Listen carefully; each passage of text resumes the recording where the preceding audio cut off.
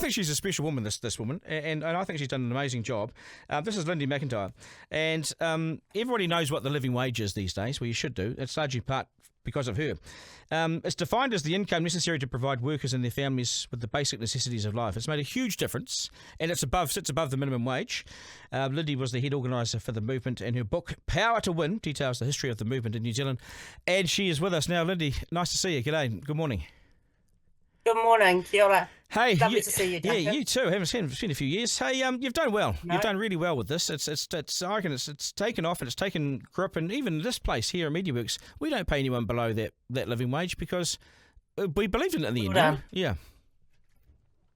Well done. Yeah, it has taken off, and it's true. 12 years ago, nobody talked about the living wage as a concept, and now it's part of our language. Yeah. Everyone knows what the living wage is now. I think I was at the opening of that. I think when you launched that, I'm pretty sure I was there. And yeah, there was a bit of reaction. Business tried to ignore it. Business tried to say, no, this doesn't exist. These people don't exist. No, we don't want to know about them. But slowly and surely, people signed up. How many companies are on the books now? Well, on the books, that is fully accredited, signed up, and kind of paying a fee to be acknowledged publicly as a living wage employer. There's a bit under 400 employers.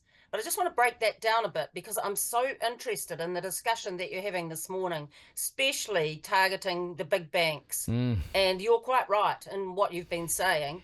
You know, with all that money pouring offshore, it's just completely, it's wrong. The mega profits that our banks are making.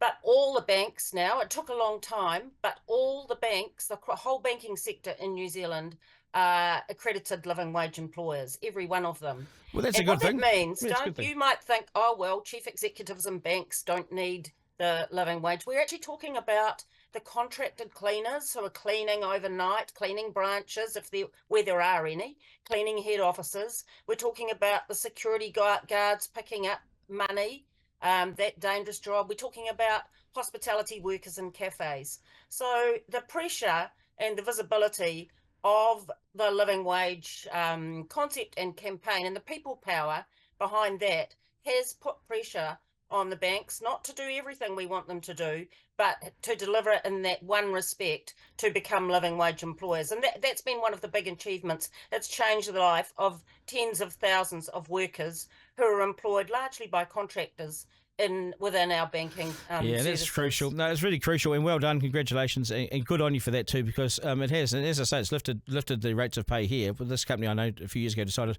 we can't have people sitting on 40 grand anymore. We've got to push them up to at least the living wage. So, and I mean, as soon as that happened, I thought of you. I thought, oh, good on you, Lyndy. But in saying that though, the banks are still taking $10 billion out of New Zealand. You can't be that much of a champion for that.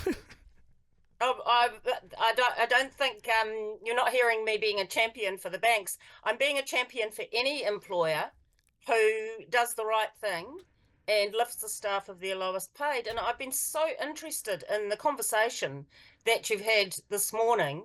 First with the guy talking about the whole electricity kind of service of getting advice, and then the financial advisor. And the roles that these people are playing are so important. But we're talking about, say, for example, a night cleaner on the minimum wage who, if their car breaks down and there's no public transport as an option in the middle of the night to get into Wellington City from the outer suburbs to go and clean Parliament or the High Court or government offices or, corporations, the options for people on the margins, the options for our lowest paid workers are so few. And it really is a choice between, shall I fill up the car, which I need to get to my job, otherwise I'm going to lose my job, or can I put food on the table? The options are actually that stark for the lowest paid in our society. And you asked a question earlier, what kind of New Zealand do we want to be in? Well, we don't want to be in that kind of New Zealand where people work hard for more than 40 hours a week or want more hours and are still living in poverty. So that's not the kind of New Zealand I want. This grandmother, I mean, I looked at this morning. She's got two mortals living with her. So she's got the boy and the girl living with her, grandkids. And so they have dinner, and then they don't turn on the heat pump. They don't watch TV because the cost of that, Lyndy, and they go straight to bed. And in the morning, he's chattering. His teeth are chattering because it's so damn cold. They haven't turned the heating on. I don't want to live in that country. We have to somehow get that right. Whether the income level increases I think she's a sickness beneficiary. If you're on a benefit, you've fallen way behind during this COVID period. You have not survived. It's appalling, and thank you for sharing that story this morning. And it really puts in stark relief what we need to change in New Zealand. And you're quite right in your earlier comments. The tax cuts are completely irrelevant. Mm-hmm. The tax cuts they're not even in this conversation. These are people that aren't touched by those so-called tax cuts. $2, Where Lyndy. the tax cuts $2 have gone is to, for example, landlords. Yeah, but $2. If you're on 35K, and a lot of people are, because there's 575,000 New Zealanders, I looked at that this morning, that are on part-time work. They want more hours, but they're on part-time work. You've seen this all your life. And so they're on 30 grand, right? And so they get $2 a week. What on earth are you going to do with that? Eh? Well, it's meaningless, and actually so is the recent so-called rise in the minimum wage. 45 cents an hour. hour. Far less, 2%, far less than MB recommended. MB. It's and far, way less. When you were talking earlier, Duncan, about how average wages are moving, those on the very minimum, that's 80,000 on the minimum wage, and actually another, I think, 360 who are less than the living wage. That's a huge chunk of our society for who haven't been affected at all by either the tax cuts or the very mean-minded paltry increase. Well, you could barely call it an increase in the minimum wage. So we really do have our work cut out. Yeah, you do. And if you look at participation, take out the unemployment number is almost irrelevant. Look at the participation rate. I think it's about 70%. So you've got a third of the country either wanting more hours or unemployed.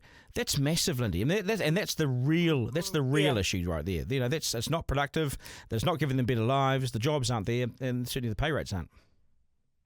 That's absolutely right, and we need to increase employment, but all workers need to have got a basic right to lead decent lives and to be able to participate in society. So we can't have people working so many hours that they haven't got time to be with it. Their family can't go to parent-teacher meetings, or you can't participate in cultural requirements of their communities. So we need a rate, and that's the living wage. It's not a wage of luxury, but it's a wage that enables people to lead decent lives and be part of their society. And you've put up with pressure. That's what this book is about, How to Win. It's about getting together and making sure that everybody has that sort of a wage, not luxury wage, but actually enough to have a decent life. Lyndy, good stuff. Well done. Congratulations on your work. I've always admired what you've done, and you continue to. So good on you, mate. Oh, thank you. Okay. Thanks for having me on the program. You're very really welcome. Enjoyed it. Okay, take care. Cheers, Lyndy. Tell her.